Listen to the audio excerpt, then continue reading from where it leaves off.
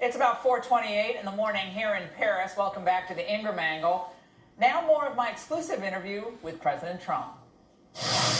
We passed Nancy Pelosi as we were walking up to the stage earlier. She said some pretty harsh things over the last 24 hours, leaked out from her caucus. She said, I don't want impeachment, I want him in prison, meaning you. How do you work with someone like that? I think she's a disgrace. I actually don't think she's a talented person. I've tried to be nice to her because I would have liked to have gotten some deals done. She's incapable of doing deals. She's a nasty, vindictive, horrible person. The Mueller report came out. It was a disaster for them. They thought their good friend Bobby Mueller was going to give them a great report, and he came out with a report with 13 horrible, angry Democrats who were totally biased against me. A couple of them worked for Hillary Clinton. They then added 5 more, also Democrats. With all of that, 2.5 years, think of it. From before I even got elected, they've been going after me, and they had nothing. Do you mind if he testifies still? Before you said he didn't care. Mueller testified. Let me tell you, he made such a fool out of himself the last time because what people don't report is the letter he had to do to straighten out his testimony, because his testimony was wrong. But Nancy Pelosi, I call her Nervous Nancy. Nancy Pelosi doesn't talk about it. Nancy Pelosi's a disaster, okay? She's a disaster. And let her do what she wants. You know what? I think they're in big trouble, because when you look at the kind of crimes that were committed, and I don't need any more evidence, and I guess from what I'm hearing, there's a lot of evidence coming in. But you look, and then ask Nancy, why is her district and drug needles all over the place? It's the most disgusting thing, what she's allowed to happen to her district, with needles, with drug addicts, with people living in the middle of the streets, with people living on the sidewalk. You can't go.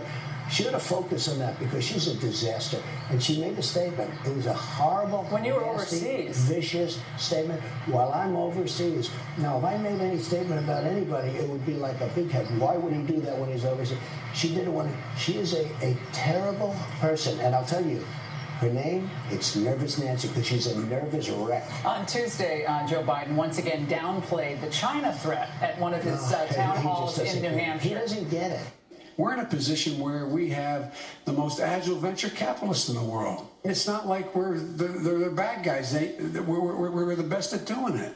Our workers are literally 3 times as productive as workers in the Far East. I mean, in Asia. And they're 3 times productive. What are we worried about? How happy would President Xi be to have Joe Biden be the nominee? Well, he wants him. He wants him. Hey, look.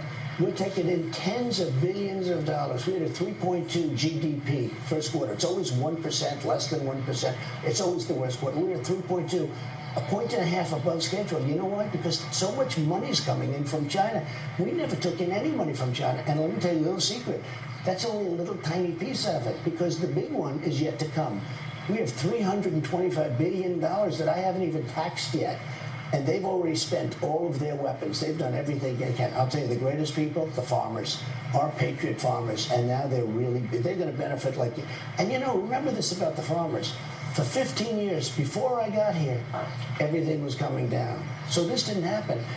The farmers are going to be one of the biggest beneficiaries, but these are patriots. These are people that say, the president is right, and if I'm going to go through a little short-term problem, it doesn't matter. The president is right. Listen to those incredible people back there. These people are so amazing, and what they don't realize is that I'm holding them up because of this interview, but that's because it's you.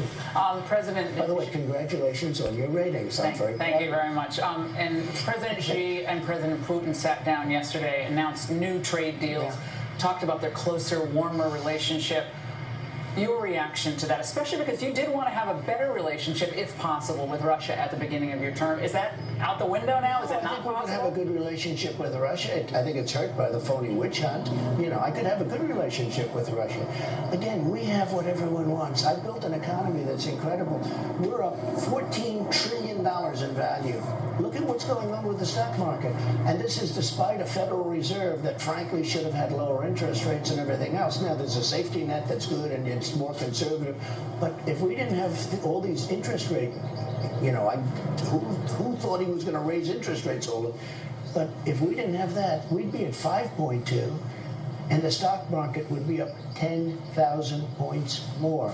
But now we have a very conservative approach, and we've created trillions of dollars in value. And by the way, China has lost trillions of dollars in value.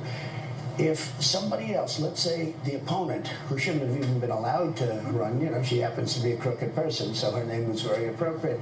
But if she ever won, I would say China right now would be far ahead of the United States. Just think of it. China would have been, we are now so far ahead of China, it's not even a contest. What could you do to unite the country at a time of great polarization? What else could you do? So I think success should unite the country, but I will tell you, the more successful we become, the more angry people like Nancy Pelosi, who don't have what it takes, they don't know what's going on, they get angry. They should, an example is Mexico. I said, we're going to put tariffs on because we want you to help us with, because they won't pass any legislation in Congress. And I have senators and others and Pelosi coming out saying, oh, how horrible. What they're doing is they're hurting a deal. They should be saying, we're with the president, we'll do whatever he wants to do, and Mexico would fold like an umbrella. Now I have these people, and I'm saying there's some Republicans too. I think they should be ashamed of themselves. But we have Pelosi, we have crying Chuck Schumer, who's a disaster, by the way. He's a total political, jerk. But we have Schumer, we have all these people. They come out and they talk about tariffs. They're killing, they hurt my negotiation.